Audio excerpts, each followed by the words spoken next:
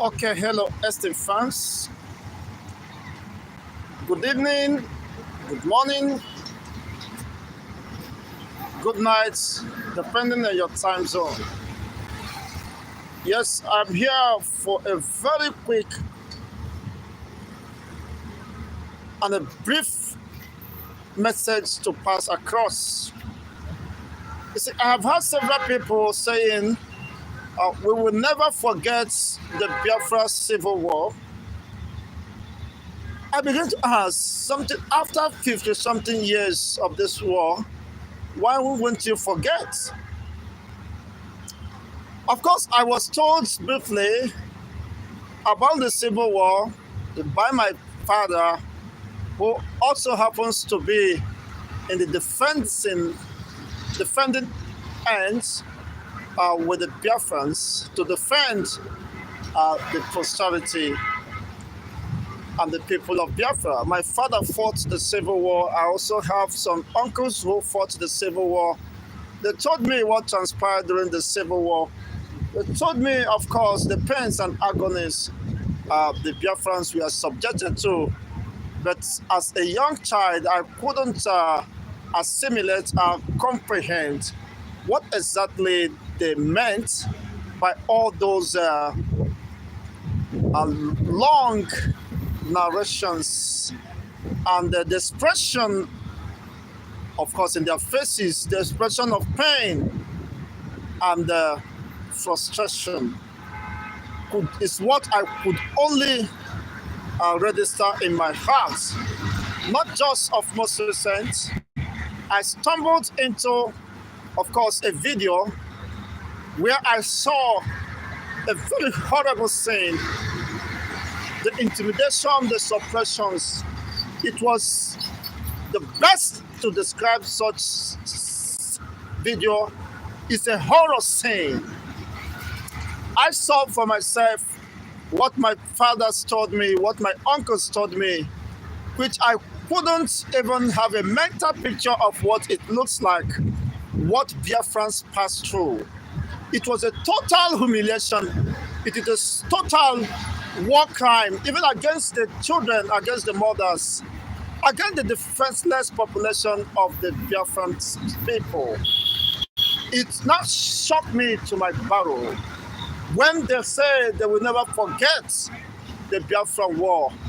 I begin to have a reminiscence, perhaps a mental picture of what they exactly mean and what they saw themselves that made them to make such conclusion.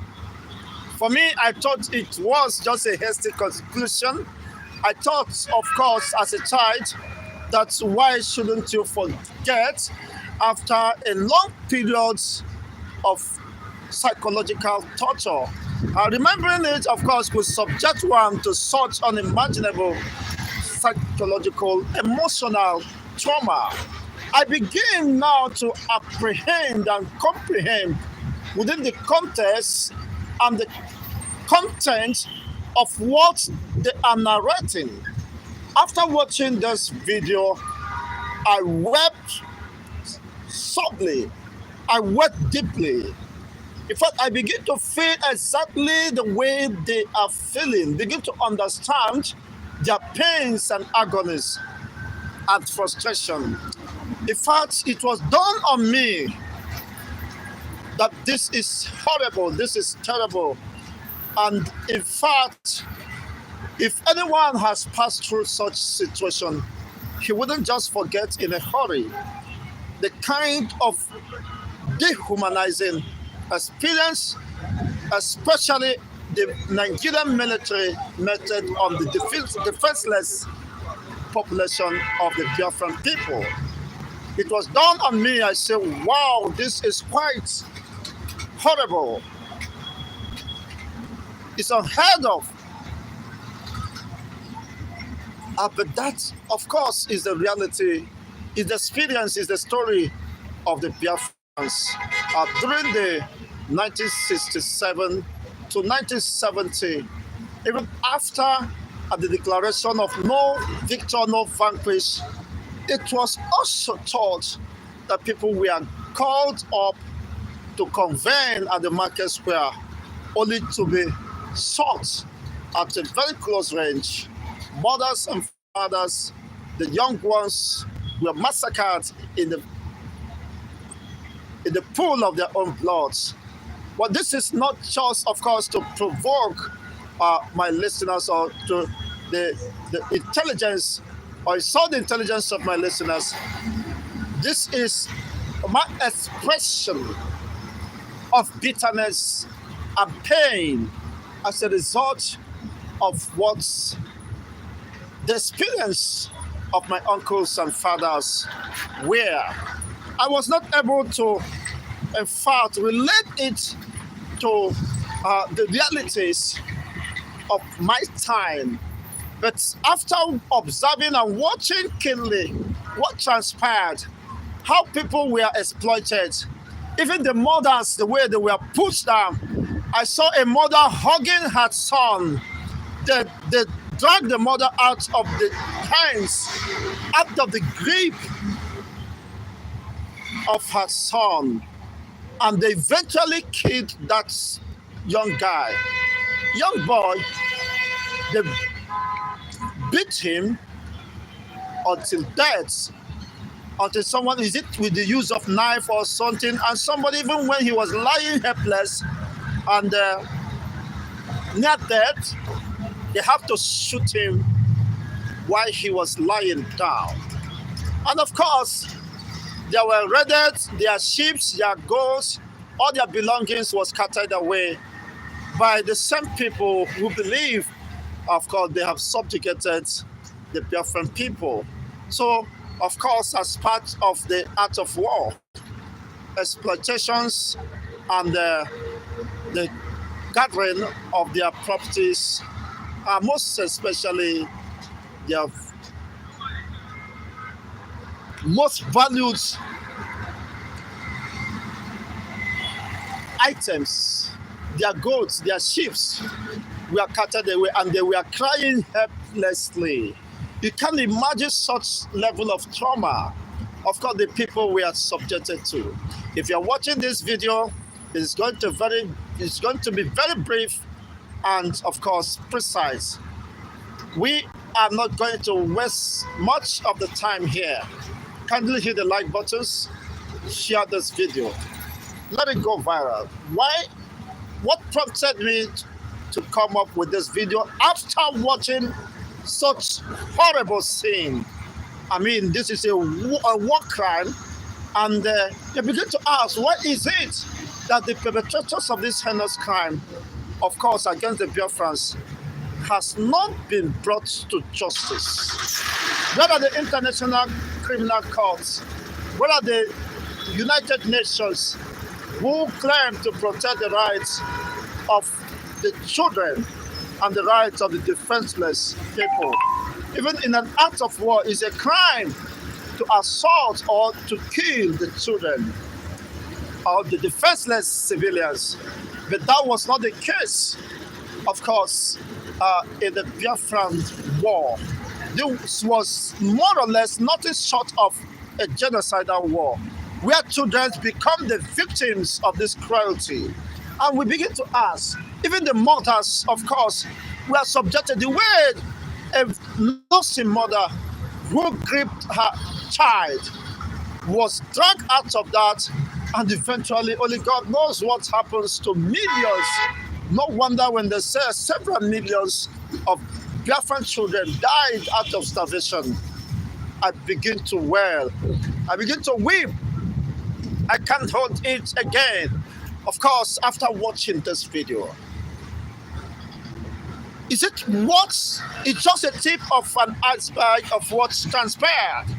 I don't have the entire coverage of what may have transpired, but this is just a glimpse into the realm of realities and the realm of horrible scenes where people were subjected, not just subjected, oppressed, and intentionally, of course, killed. I mean, they derive joy. I can see them deriving joy, shooting that defenseless young boy. and they were excited to have subdued and conquered their perceived enemies. When people say we can never forget the Biafra war, the hostility, the brutality, of course, meted on the Biafrans by the Nigerian government and her security operatives, I begin now to understand and empathize and feel the same way they feel. In fact, it was very horrible and very disturbing, of course, video to watch. And I have not even recovered myself. I begin to understand those memories and those narrations that was passed on, of course, by my father. We never could have understood this. Even as a tender age, I now could comprehend the extent of damage, the extent of horror that was unleashed on the Biafrans, the firstless citizens. It is quite horrible indeed. So when they say we can never forget, I have reasons to agree with them that indeed these are experience not just for a lifetime. Even when you are not within the times or seasons when such war was executed, just watching the video, you will feel almost the same way they felt. Seeing such level of brutality, the fortunate thing that it have not been abated. We are also seeing almost a reflection of this in our recent times, and I am calling out to the concerned personalities and individuals that enough is enough. Enough of this cruelty, enough of this horror on humanity. Never again will such be allowed to happen. So the Nigerian government and of course the security operatives should apply caution in dealing with defenseless, innocent citizens. It is a horrible sin, and nobody will experience such or have his brothers of tribes experience such who will never seek for a revenge. Yes,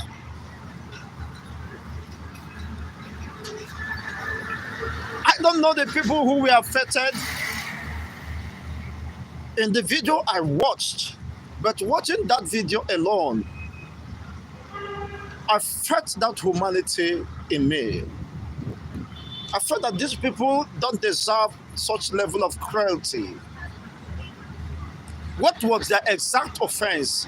What was the offense against the states? What criminality or crime did they commit to have deserved such level of cruelty?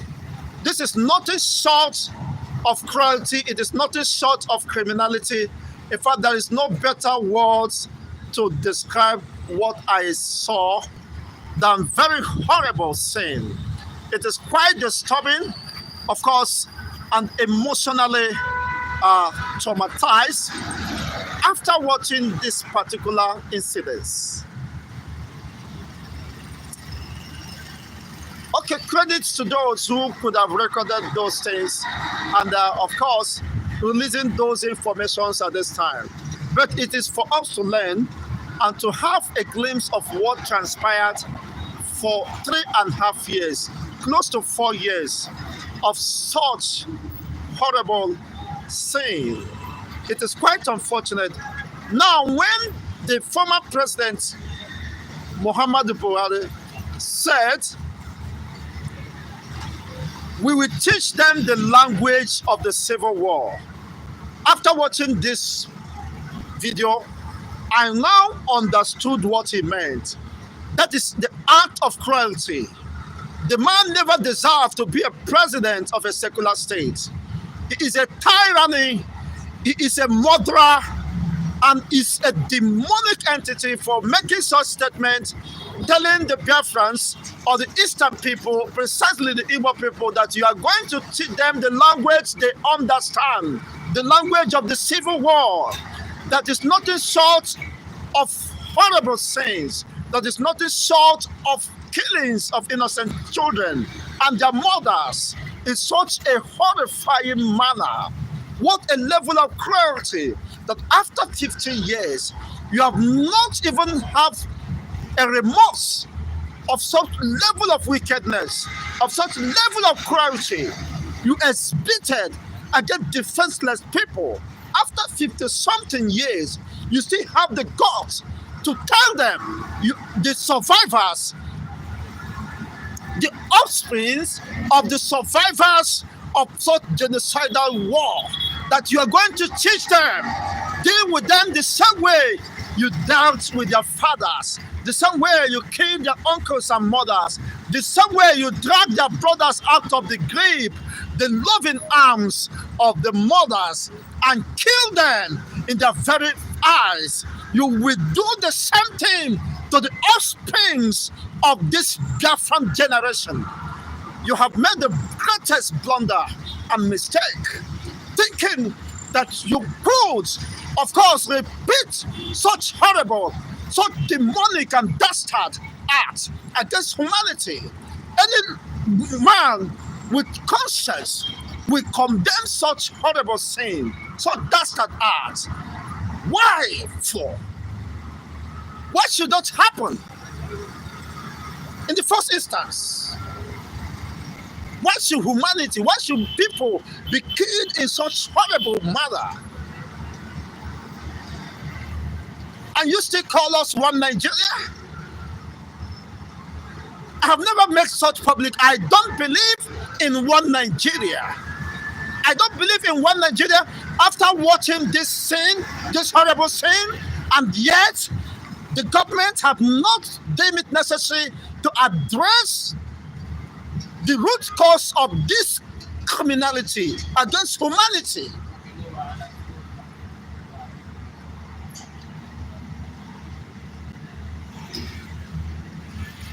They're not deem it necessary with all consciousness and sense of responsibility to address this cruelty, and of course to seek for true reconciliation, true healing. And yet what you are saying is tilting towards another bloody revolution, if not averted. But unfortunately, I have not seen any political will, any sincerity on the part of this current government to address this myriad of problems. But what we are seeing, of course, the deployment of military forces, use of kinetic against the people who said enough is enough. We have learned from the history. We have learned from the oppressions. We are victims of the cruelty, of the horrible sins, and the demonic executions of this project from the pit of hell.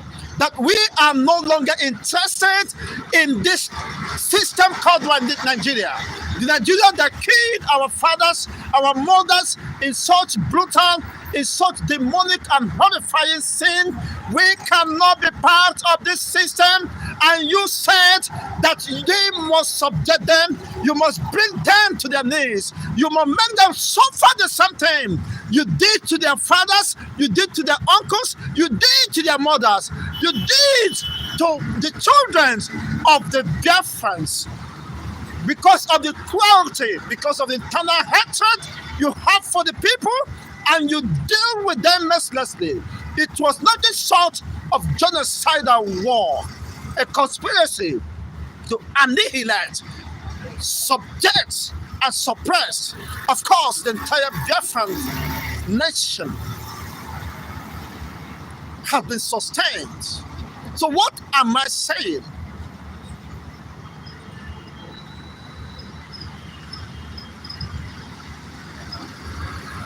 My position was informed by the level of cruelty, by the level of genocidal, of course, war.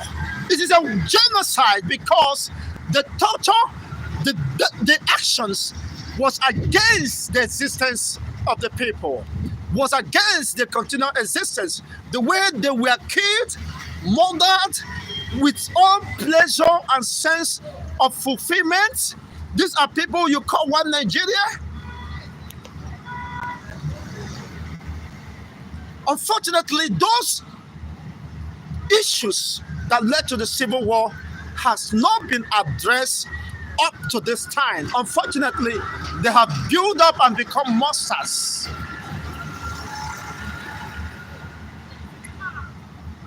Well, I don't blame Mazi Nnamdi Kanu. When he rose up, he have seen the handwriting on the wall, and he wanted to avert another bloody civil war. And he opted, he was calling for negotiations. He was calling for attention to be paid on what is going on. Because from what he read and what he saw, what was communicated to him, and based on his exposure, it is tilting towards an irreversible end that will possibly culminate into another bloody massacre of his people. And he said, no, we better address this myriad of problems. Let us call for restructuring. They said, no, let us call for regional control. They said, no, let there be law that can establish and reintegrate and redefine the common existence of all ethnic nationalities within the Nigerian space. And they said, no, that you are conquered territory and you should remain under subjection.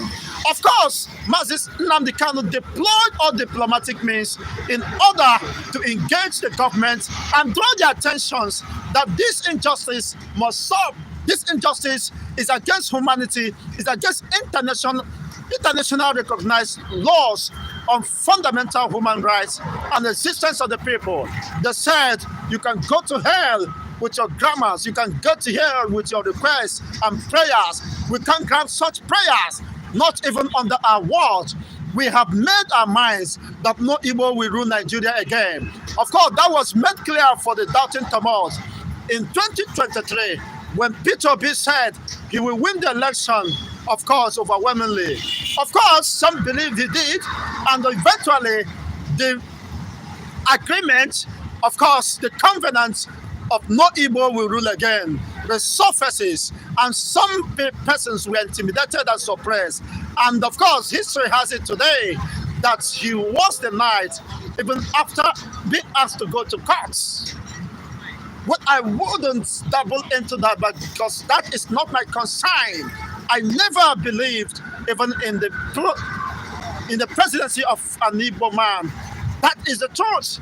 Because the system that killed your fathers, your uncles, the children who would have become, of course, fathers or great-grandfathers today were annihilated.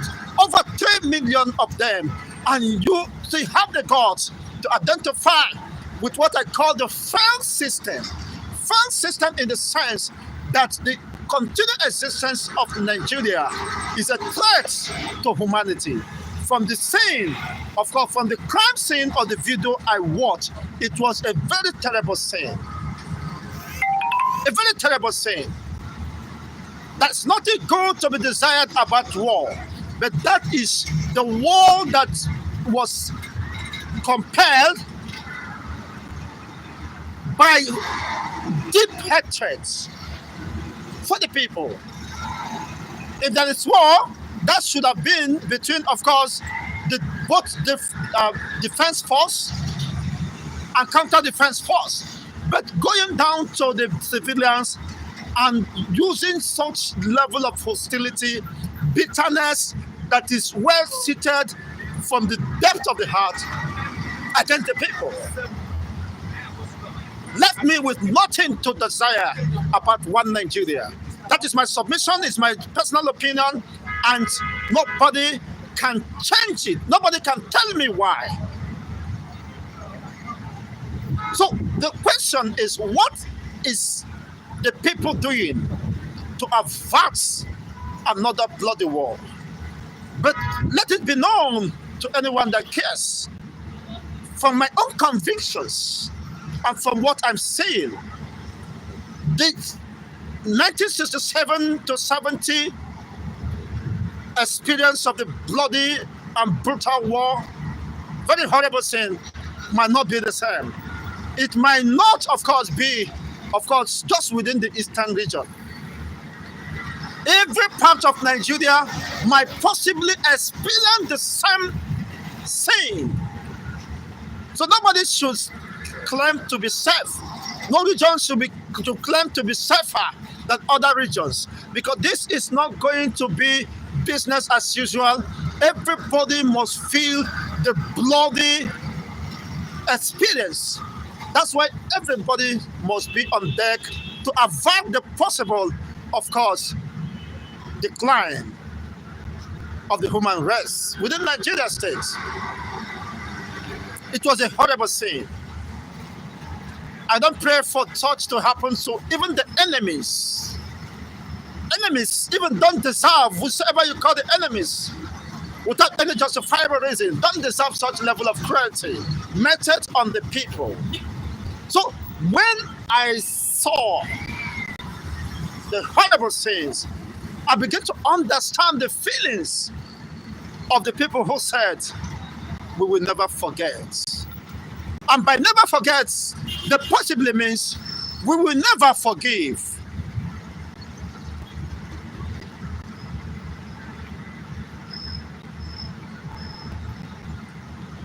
After the declaration of no vanquish, no victor by Gowon, of course, he came up with 3 R's: reconstruction, rehabilitation, and reconciliation.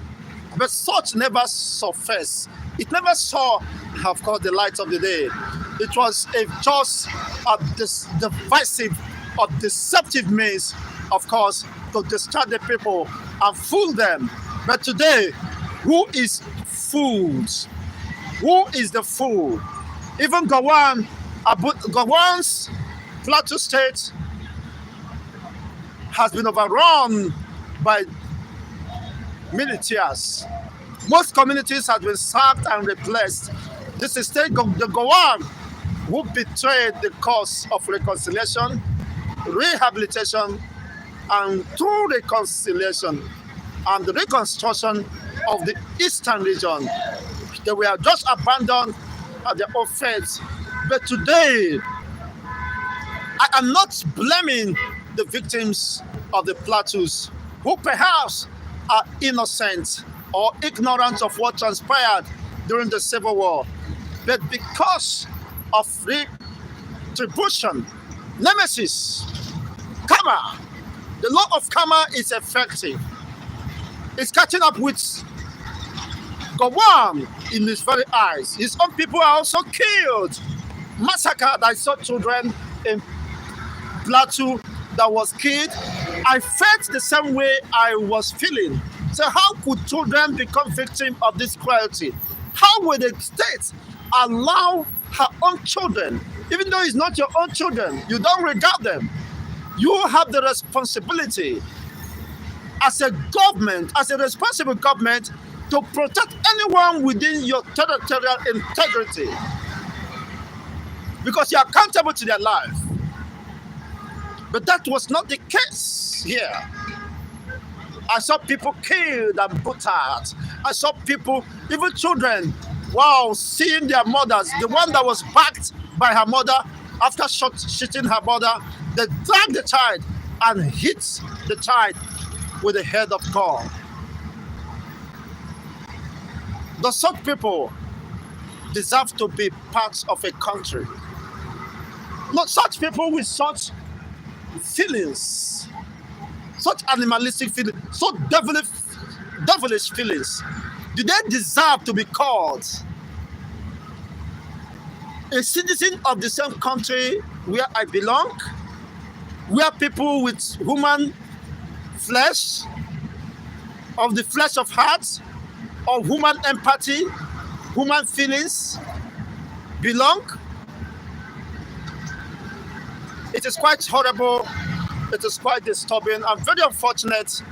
Of course, it is high time for all responsible humanity, international communities to come. I hope the United Nations have watched these videos. They have the records, they have the archive of the bloody genocidal war executed against the Biafrans, most pronouncedly the Eastern people, between 1967 to 1970.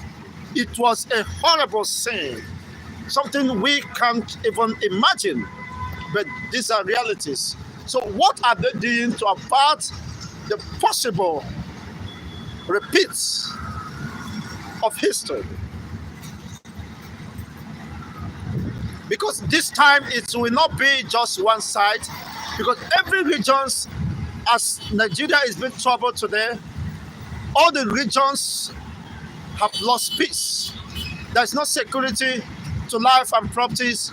You see, people are being ravaged, being invaded communities, people running of recent, the children and mothers running from their communities, from their homes to only God knows where. Citing the insurgency, the Boko Haram, the bandits ravaging the communities, and of course, ransacking whatever they see and killing anybody, of course, they find on their paths. It's quite ridiculous, it's quite unfortunate. The primary essence of government is to protect life and property of everyone within, even though they are not your citizens or they are not being recognized, they don't have the statute of citizenship. Provided they are found within your territorial integrity, you have the obligation to protect them as long as they remain within, of course, the ambit of the law, as long as they remain, of course, legal residents, or they do not constitute nuisance or contravene the rights of any persons. As long as they remain law-abiding, of course, within the same society. But that is not the case. That is not the case. It's a horrible sin. It's a horrible sin. It is nothing short of horrible. It is nothing short of satanic. This is not just what anyone could desire to experience. So every hand must be on the deck. Now, when I saw the reason why, of course, prior to this time, Mazi Nnamdi Kanu was just going and his people with the placards, and they were just shot, massacred on several occasions. Not until the extraordinary rendition of Mazi Nnamdi Kanu down, another person with different mentality came on board. That is the Mazi Simon Ekpa. He said, no, we are not going to watch them kill us the same way they butchered, massacred people demonstrating with placards, chanting only songs, and with Biafran flags displayed. They were shot and killed. And but the story, the difference, the game, the music has changed today. And there is a build-up of hostility, aggression, building up from different angles from both ends. And this is not healthy. We must rise at this time to end this impunity, of course, to stop this calamity, disaster that is looming. Of course, will humanity be spared? That is the case here. Because I said it when this is happening, that any day they force these guys to take up arms, that will be the end of the whole story. Because you can't take the arms from them. Now the Chief of Defense Staff or the Chief of Army Staff have asked the agitators to submit their guns, to submit their bullets to their oppressors, haven't underscored what transpired during the war, how people were massacred, even after the declaration of no victor, no vanquish.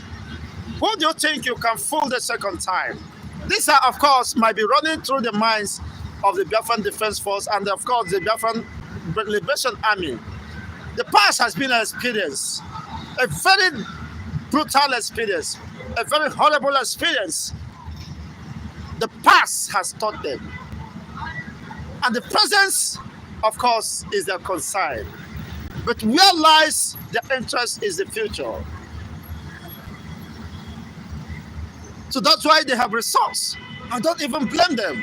People who were told the same story and they saw what happened and are still seeing the brutal killing going on, unaddressed, unabated, and yet you begin to ask, how long will this continue? And Buhari said he would teach them the lesson they understand. What a horrible lesson indeed. It was a very horrible lesson even to have been reminded what transpired during the Civil War. That alone, of course, will send someone traumatized for the rest of his life. The pains and the sores of the past that have not been healed, they are now adding more injury to the sore.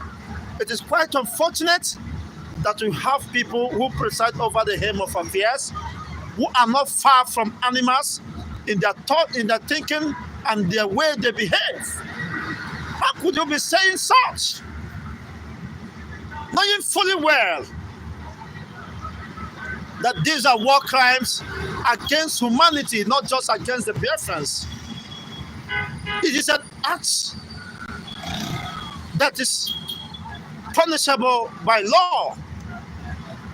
Stabbing children, depriving them the source of sustenance, livelihood, and killing them, shooting them at will. I mean, in such horrible and horrifying scenes. It leaves no one, of course, with nothing to desire about the entity called Nigeria. So it is high time, of course, that the rights of the people be respected. And of course, if, as I'm saying, with the foregoing, these are my opinions, you can suffer the opinions of millions of Nigeria, both in, of course, in home in diaspora, those who believe in the cause of Biafra, those who have seen the level of torture, humiliation, and oppression going on, those who perhaps have seen, of course, a woman from the western region who saw the intimidation, the oppression meted on her and her family. She went back to the States and said, vow she will never come back to Nigeria. Even her death, the remains of her dead body will be buried wherever she resides and her entire family. Even her death will never visit Nigeria. I think that is a good omen, is a good thing.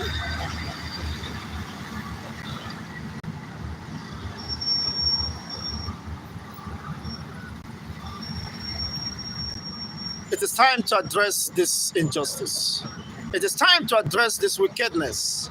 How can we be so brutal and so wicked to ourselves and we still want to remain the same? Be called under one Nigeria with such level of hatred? A sheer wickedness. This is sheer wickedness. Unfortunately, of course, the president is not left out. As some persons in the north called for her wife to be beheaded. I mean, the office of the first lady of Nigeria, on the basis of her profession, as on her religious profession. They say, how can a Muslim marry a Christian who is a pastor and he calling himself that such is an infidel that should be beheaded? You can imagine.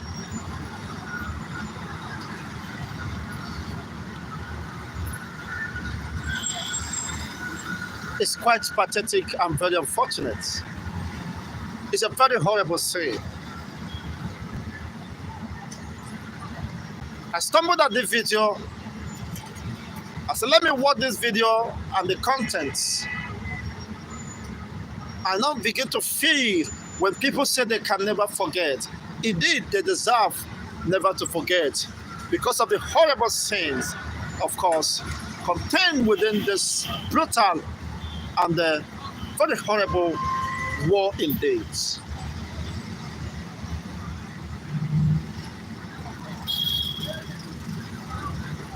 So what do you think can be done to avoid the possible coalition?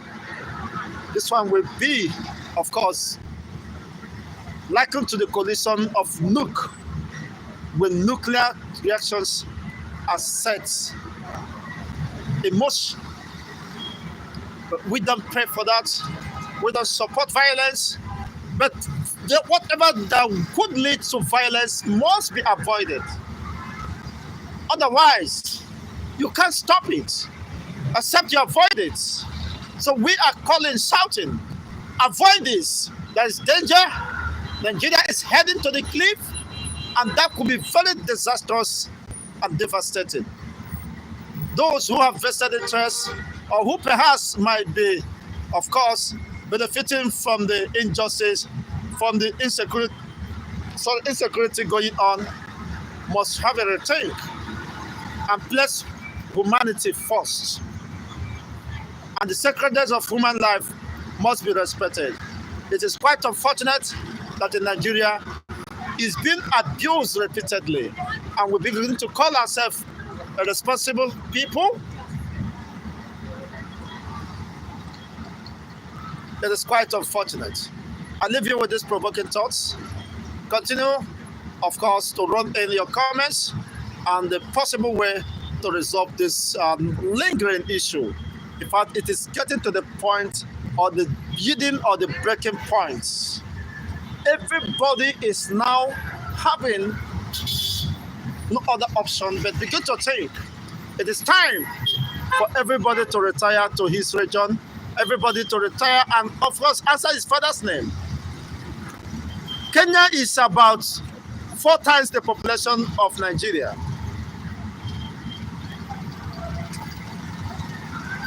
The population of Nigeria is 4 times that of Kenya. Kenya, at the last review, their population index was about 56 million or 56.2 million.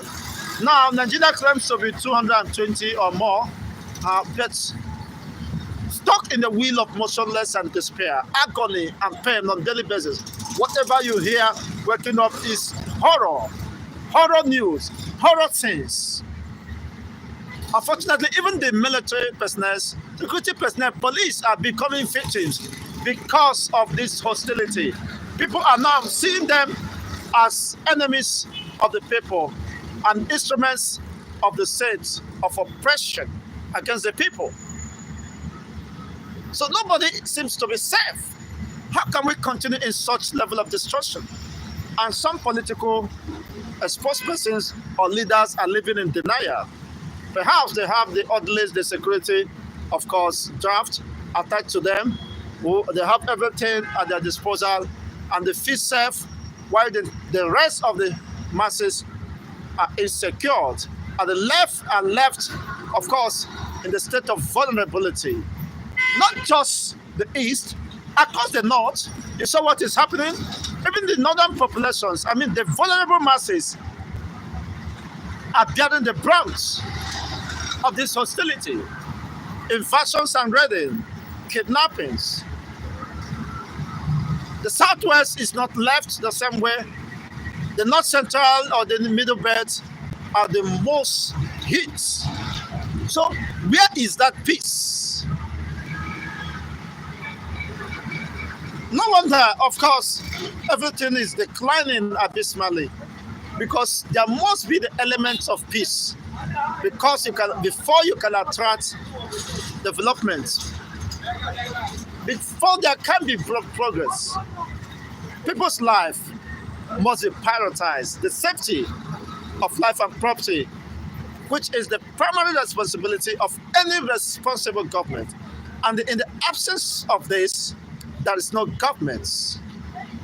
Such government is said not to be existing, not to have existed, or ceases to have existed, or ceases to exist.